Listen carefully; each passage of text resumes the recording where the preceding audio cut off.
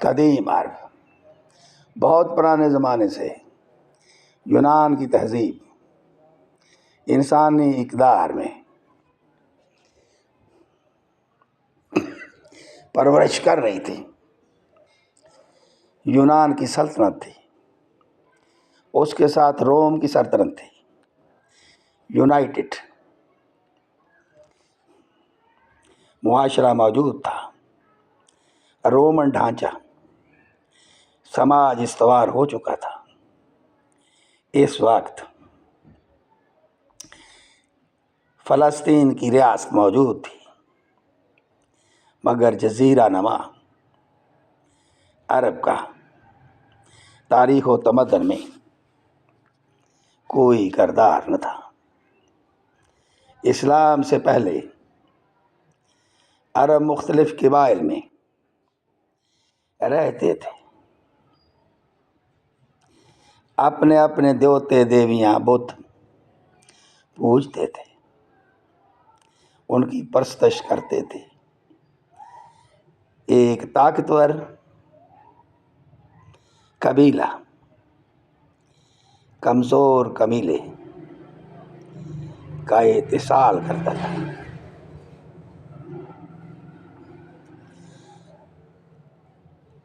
شب خون مارتا اور کمزور قبیلے کو کہ مال و دولت کو، جانوروں کو اور عورتوں کو مال کی طرح لوٹ کر لے جاتا تھا، اور مردوں کی قتل عام کرتا۔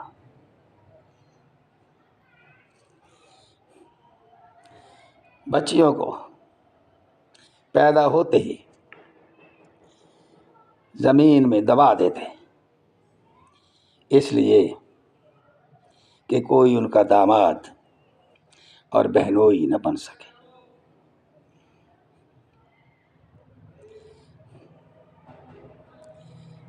اپنے اپنے دیوتا دیوی اور اپنی اپنی پرستشیں کرتے تھے۔ عرب سماج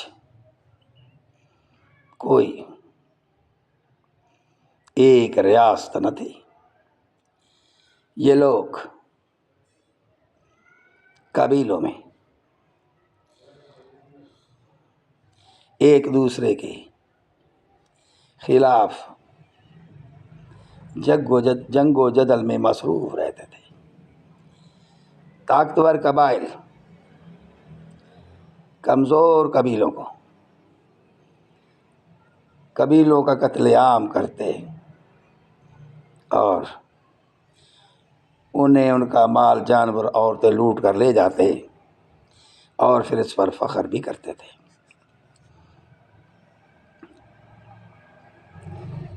کچھ لوگ تجارت کرتے تھے، مگر خانہ بدوش تھے، ان کا نظام قبائلی تھا۔ کچھ لوگ عیسائیت اور یہودیت کے بارے میں جانتے تھے، یہ لوگ تجارت کے لیے مصر، یروشلم، فلسطین اور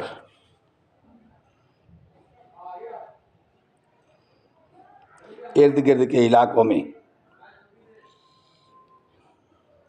جایا کرتے تھے، اور ان کے بارے میں کچھ نہ کچھ نہیں معلوم بھی تھا۔ اسلام سے پہلے عرب دنیا کے ارد گرد طاقتور ریاستیں موجود تھیں۔ یروشلم اس زمانے میں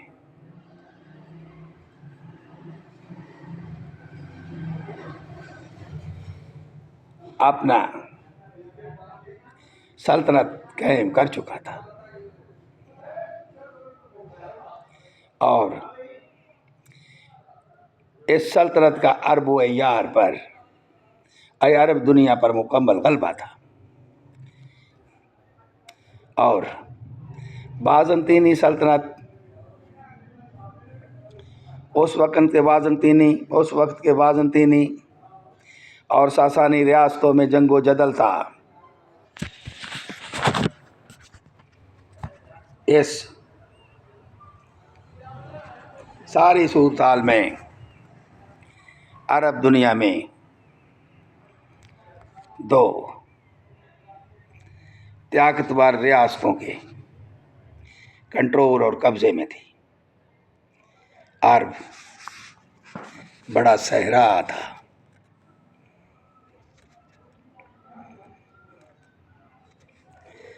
وہاں بہت غربت تھی، کوئی کاروبار نہ تھا، کوئی تعمیرات نہ تھی،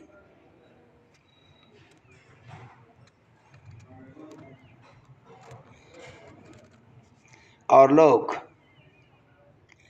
کچے اور بسیدہ جھونپڑوں اور خیموں میں رہتے تھے۔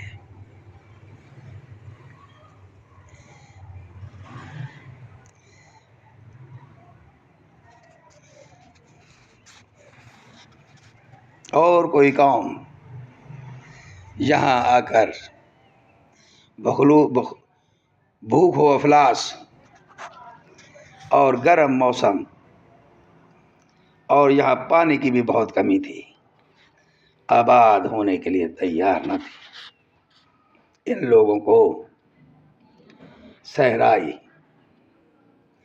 اور خانہ بدوش کہا جاتا تھا۔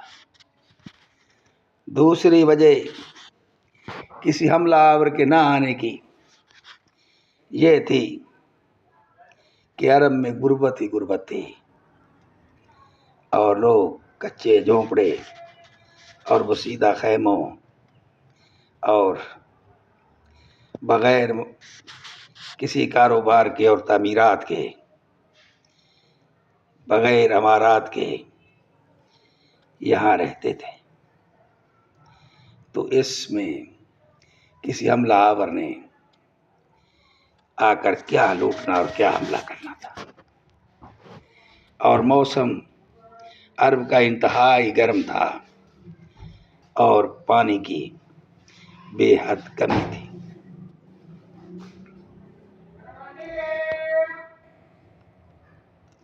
اور باہر کی دنیا اور قبائل کو اور لٹیروں کو اور حکومتوں کو یہاں لوٹنے کے لیے کچھ بھی میسر نہ تھا۔ ان قبائل میں کوئی اتحاد نہ تھا، ایک دوسرے پر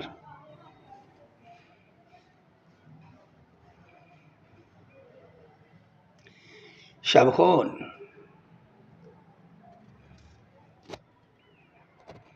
مارتے تھے۔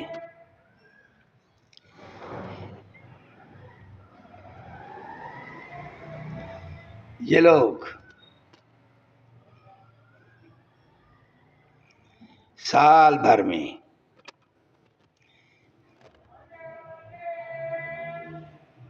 ایک بار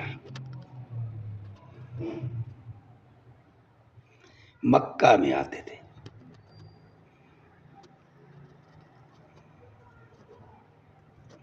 شہر کے دروازوں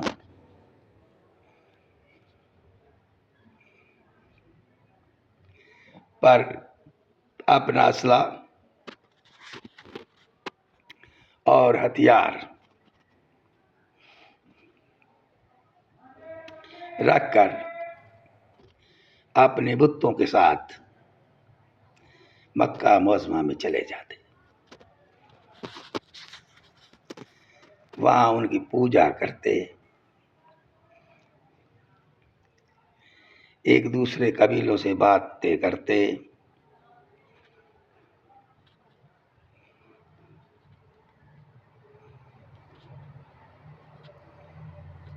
ایک دوسرے کو ملتے،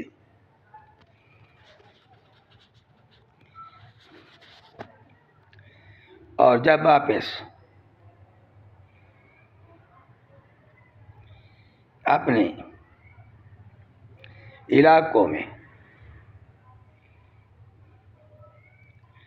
صحرائے عرب میں چلے جاتے تو پھر